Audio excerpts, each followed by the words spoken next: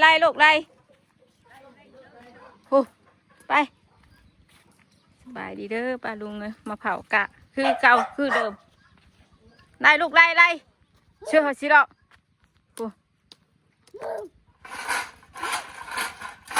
โอ้ยบริขึ้นย่านนี่ยังได้บาดเลยมาพี่ไม่สิไรนี่มาไม่แสนนี่บัตรใช่ไหมนี่เชื่อสิหรอกบัตรใช่ไหมนะบัตรใช่ไหมอ่ะเชื่อ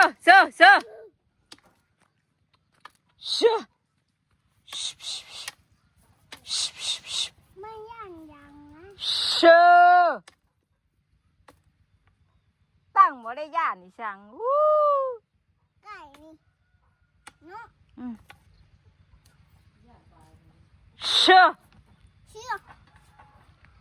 เนี่ยอยากเข่านี่นะ ลูกจะเข้าไปยังน่ะ อยากเข่าตีไก่ใช่น่ะ เข้าไปด้วย ไม่จอยอุ้ย น้องได้ลูกฮะระบ่หอมก้าเด้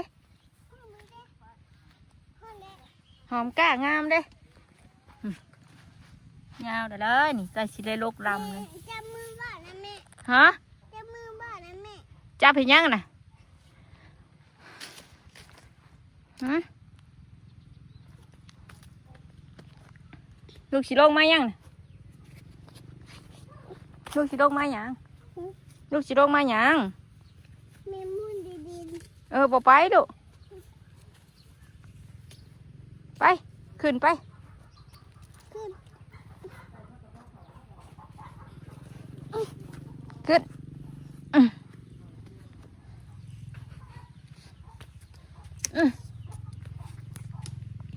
แย่บ่ ไก่เห็นบ่ เห็น ตีไก่ เมื่อยบ่ไหลไก่นี่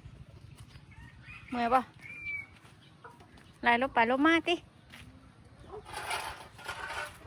ชันสิมันก็บ่ย่านชันมันก็บ่ย่านบ้านหอยบ่บ้านนี่บ้าน หอย เน่า เห็นบ่ หอยเน่า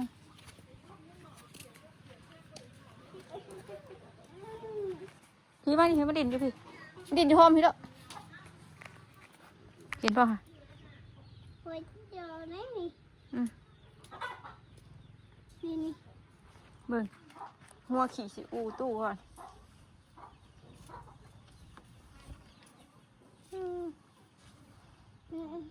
หัวขี่สิ บ่มีสีดอแล้ว ใส่ บ่เห็นแล้วมีดอแล้ว บ่เห็นบ่ บ่มีแล้ว บ่มีละใบดีงามกันห่อนเธอแตกประตูมาใหม่นะมาพี่ให้เงินใดไก่ใดงัวมาวางไว้วางไว้พี่ เห็นบ่ไหมนะ เห็นสบายดีกันสบายดีงามกันมาหน้าอีกบ่มื้อนี้มาได้ไก่ให้ตู้อีกเลย ตู้นอนเฉยเนาะ ฮะ ตู้นอนเฉย ตู้นอนเฉยตู้เมื่อยวะเมื่อยอะไรงัวแม่นี่สอบทานบ่เลยบ่แม่นี่แม่ตู้เมื่อยเราไหลงัวหลายเด่นขึ้นเด่นลงนอนเฉยหลายหลานกับบ่นอนเพิ่งได้หลานสินอนนะบ่อุ้ยหอยตีนหน่อยให้งามแท้น่ะฮันอุ้ย เด็ดวะ ฮะ เด็ดบ่กินบ่ ถอดเกือบมึงอ่ะถอดเกือบมึงเหยียบมึงอยู่ค่ะมึงอยู่ก่อนว้ายมาตีนลูกบ่เนี่ยว่าวพี่เปล่าแล้วเฮ็ดจูนนะว่าวจูนอ่ะว่าวไปแล้วว่าวไปเลยงูแล้ว ไอ้เบา บ่ไปลูกบ่ไปฮอนแดดบ่ไปบ่ไป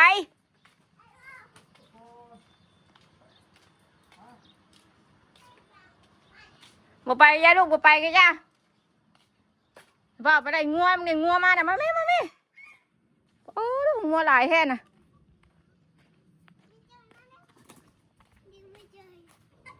มาพี่ให้ระบาดเขาลงนัดงัวมันสิกินข้าวฮะนะมาเลยคมเย็นเด้มาพี่ไป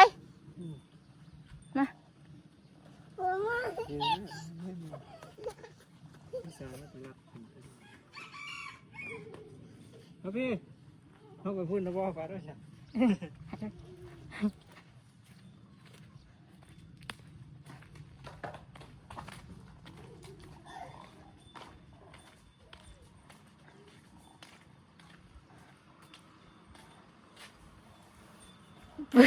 ตีตื้อๆกัน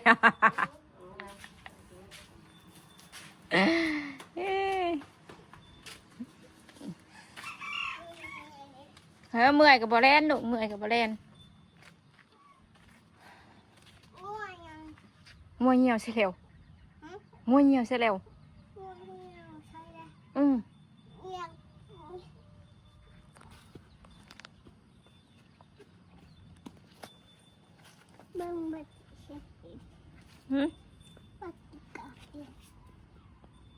อุ้ยของไม่จ่อยใหญ่ต่อ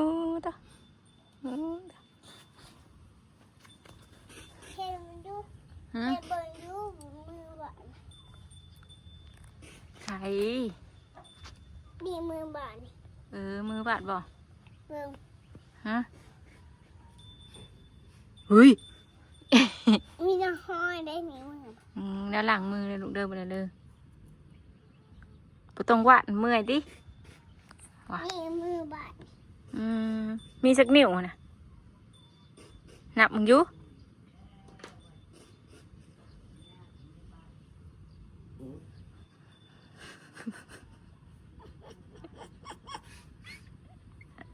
ประตูนะประตูได้ไหมนี่ประตูเดินโต๊ะได้ไหม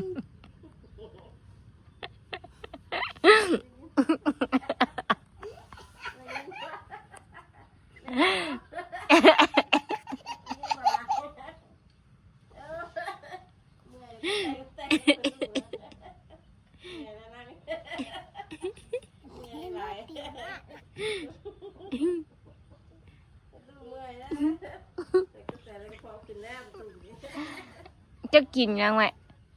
จะกินยังกระเพาะก็คือปลาซิวอะปลาซิวใหม่ที่มันอยากพริกกระเพาะเลยแม่เอ้ยมันบ่ได้คือปลาซิวย่ำนั่นได้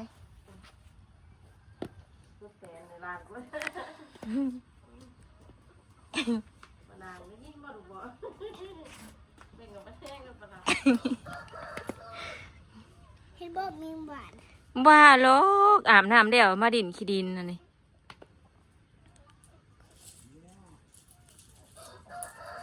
บาดไปไหนงัววะไปลูกไปใส่เกือบก่อนเบิ่ง เบิ่งนี่จะเบิ่ง ไหนไว้ ว่ากินข้าวแล้วเบิ่ง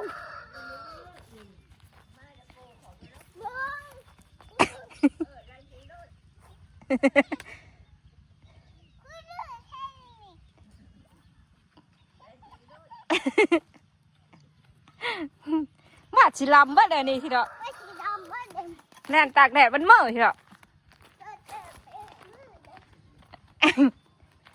เก่งแน่หลานน้อยเป็นย้อนได้งัวก็ได้เก่งแท้บ่นางบ่ตีมันโดดมันมันดื้อตีมันโดด มึงแม่นง่วยมีตู้ว่านี่นะ งัวไม่สู้นี่แล้ว ว่ามีหัวตู้ งัวไม่สู้มันจะตีมันจ่อยเท้า คิดดูให้ฉายหยอกว่า ที่นี่ใช่มวย ดื้อแล้ว แนมเด้อแนมตะกร้าเด้อซ้ำมาซ้ำตู้เถ่าซับซ้ำตู้เถ่านั่งอยู่ซับแล้วเห็นตู้เถ่าตู้ทั่วเห็นซับบอกว่า เห็นบอกบาด บาดเห็นยังบาดเห็นยัง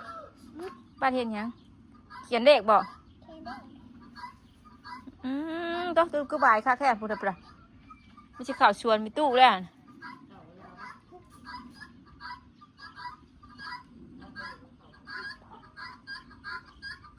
เว้ยอีต๊อกติ๊กไรเด้ ไม่ได้ลูก ไม่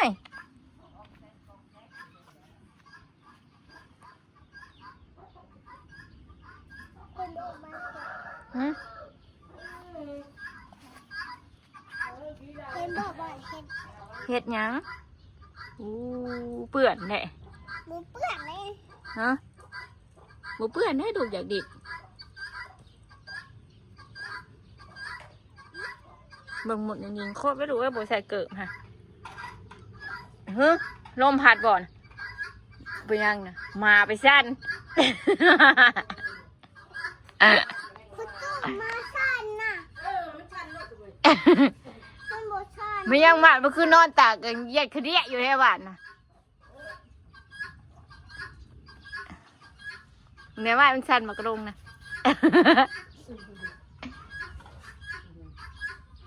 นี่มันใช่หมาแล้วดงจังหมาแล้วดง กุ๊กกุ๊กกุ๊กกุ๊กกุ๊กกุ๊กกุ๊กกุ๊ก พอหน้าให้ยังแม่พอหน้าให้ยังแม่ พอไอ้หน้าสารชุ่งสักหน่อยแล้วก็ออกบ่ได้ค่ะแล้วก็ค้างเจ้าของเนี่ยนะคะ แล้วออกข้างไหนดิแล้วสิออกข้างได้บัดแล้วออกบ่ได้แล้วนะสาร ไม่พอ นี่ อุ้ยตักนี่ เดี๋ยวนี่เบิ่งสิ ตักเลยครับ เห็นมือแม่เห็นมือแม่อยู่ ตีนเฮ็ดได้อยู่มือแม่บ่เฮ็ดอืมอืมอืมอืมอืม เห็นว่าบักเก็ต บ่สะได้ดงมือเปื้อนนะไปล้างมือไปลูกไปล้างมือไปใส่แม่เกิบนี่บ่เฮ็ดลูกบ่เฮ็ดมันสิเข้าเล็บฮะมันสิเข้าเล็บมือเอ้ยไป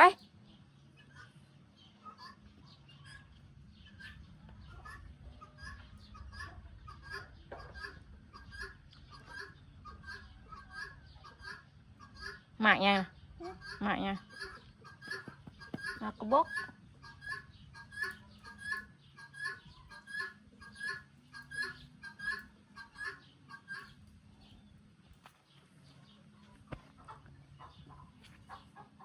ไปไกลมาอีกเดี๋ยวไปไกลสิโรคอีกเลยฮะ มุกไทยค่ะ จะไปไล่ให้แม่ไปถูกไปไล่เลยไปแม่สิยืนอยู่นี่ถ่ายไป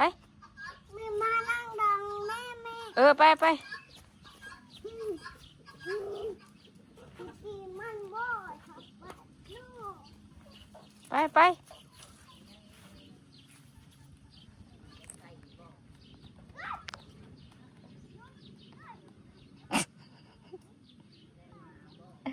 ไกลมันสิลงมาบันนี้ดู มันมาได้มาจู เมื่อยปะลูกบ่ไปกินน้ำไปกินบ่อน้ำนะกินบ่อน้ กินหนัง ำเอามากินพี่มากินน้ำพี่ป้าไว้ก่อนใหม่นะป้าไว้ก่อนวางไว้ก่อนเบิ้งพี่วางไว้นี่วางไว้นี่ เอามาอีกแล้ว พี่น้ำลูกอ่ะกินน้ำเรื่อยๆมันห่อนนะ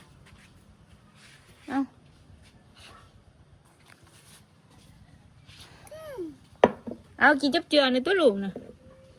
เอาก็ถอดเกิบ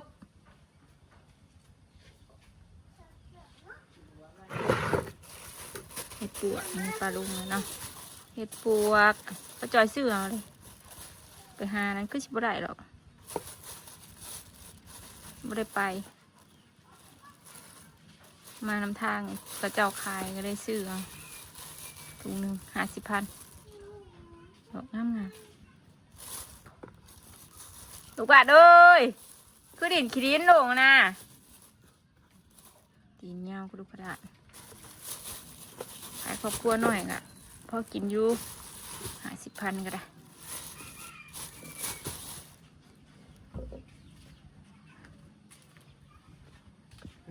ผู้ตู้มันนานมากดิเนาะวะคำยังบ่มาอยู่ตอนเฮ็ดปวกหรอกไงย้ำดอกอะหาไก่ไปอีกแล้ว ก็ไม่อิ่มแล้ว ไปไล่ไปไป ทำไมล่ะ ผู้น้ำเพื่อนรถผู้ ตีด้วยมันนั่ง เอาแล้วไปในเพื่อนรถหาไปใช้มันลงแล้วบ่ ลงดูบ้างมาลงดูไป ฮะ โมเห็นแล้วไป ผู้มันลงให้หน้าเอ้ยมีหน้าผู้ไปไล่ไปผู้ใกล้เสือแดงผู้ได้มาพี่ เบิ่งเบิ่งสิลูกน้อยน้อยสิปูลูกน้อยน้อย ไปได้ให้มันขึ้นมาเทิงดิ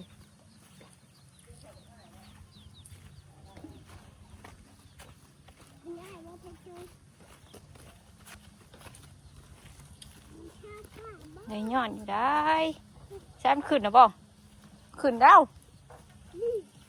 อยู่พี่บ่ว่าบัวข้าวได้แล้วดิ ฮะ ว่าคนนี้บัวข้าวได้แล้วดิ อันน่ะเราสิออกได้บ่ใช่บ่จักแล้วเจ้าเอ้ยหน้ามาผู้ใดเราจะสิออกได้ ก็เอ้ยหน้าสารซุงเราสิออกได้บ่ไป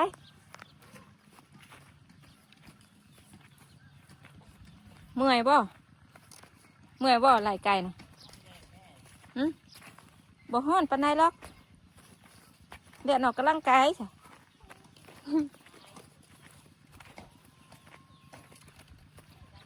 ออกกำลังกายตู้เฒ่าเอ้ยจ้ะ ร่างกายเธอขาดเอ้ย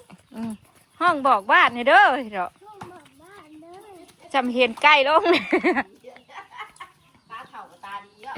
ตานุ่มมาดื้อนะไปจักอย่างได้ บ้านเมื่อยไล่แหละนี่สิหรอกโอ้ยมันจนแก่บ่ แก่แล้ว จนเดืองเนาะ เป็นตะกินแล้วแก่เลย จนเดือง มันคือข้าวได้ข้าวแก่มาแซ่บได้ร้านห่าวแต่มาแซ่บ เอาไปปลูกไม่น่าโคกจ้าผู้แม่ แล้วกูเหยียบเช่าหนึ่งหมื่นบวชชุกแล้วนี่ว่าเราไม่ได้ไปฟังเลยกูบ้าเลยไรเป็นเช่า เป็นมาได้พวกนี้ก็เป็นนะ โอ้ พวกนี้ก็ เห็นเป็นอันนั้นเลยเป็นปีมือน่ะชองเงินน่ะ เป็นจะหอม กกใหญ่ตัวนี้ได้ ไม่ยังไม่ได้เบิ่งไหนเป็นได้มัน กกตาลนี่ว่าเขาเอาอันเห็นน้ำตาล อันนั้นเป็นค่อยออกเลยนาง ก็ตัดเอาอ่ะ เขากับไปตัดอันว่ากระร้อยนั่นแหละกระชดกระบังใช่เลยมันเต็มกระบังนั่นเขาก็ขึ้นเอา แล้วก็เอามาต้มไว้นี่ แม่นนะวะมันเป็นมาตามที่ยกเขากระเททีแล้วก็ขึ้นแล้วได้อันนี้สู้ไปได้เขาก็ขึ้นได้บ้านนั่น ตัวนี้อ่อนเลยปฏิกิริยา หมักตาลเหี่ยวบ้านไปไม่เป็นไรนะผู้ ต้องตัวนะ ดอกกินยาดอกอีกแก แต่ต้องตัวได้นานไปบอกรถไข่มาเลยแป๊บกูจะก็มีไข่หมดที่ไหน2 มือเลย ไปไรเด้อไปลูกไปย่างไป นี่ก็ไม่ได้เกลือจะเข้าทำหมด ไม่สีม่วง อืม สีม่วง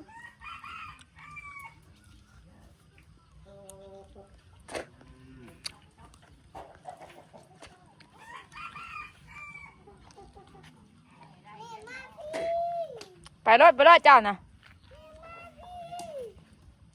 แม่แน่มึงดูกัน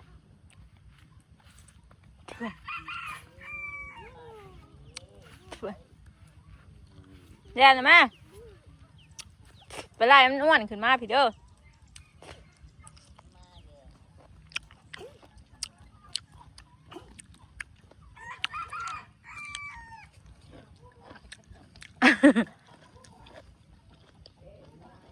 เฮ้ยย้อนอยู่ไร มาบัดนี้มาบัดนี้มันอ้วนขึ้นไปอ่ะ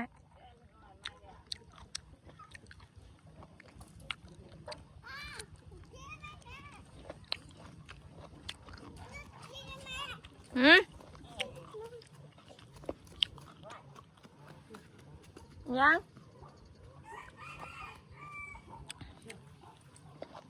ยังไงเอายังไงหายไป ต่อใจประตูเลยโตกูเขาประตูไปยังประตูไปยังประตู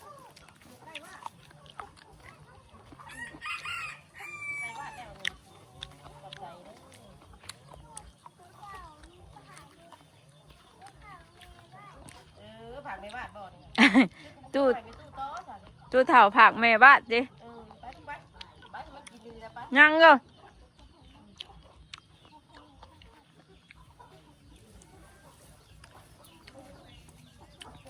ไปจะน้องปลาลุงแล้วเนาะนี่ก็ไปแล้วก้าวขึ้นมาสบายดีกันเนอะ สบายดีไปดู โอเค